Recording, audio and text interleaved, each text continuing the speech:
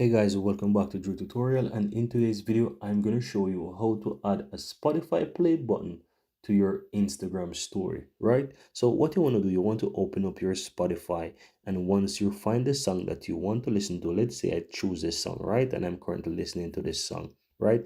Then you want to go ahead and click on share on the lower right hand side, and then you have a bunch of options that you can choose from. As you can see, various social media icons there. You can even copy the link as a first option, but you want to choose the Instagram story.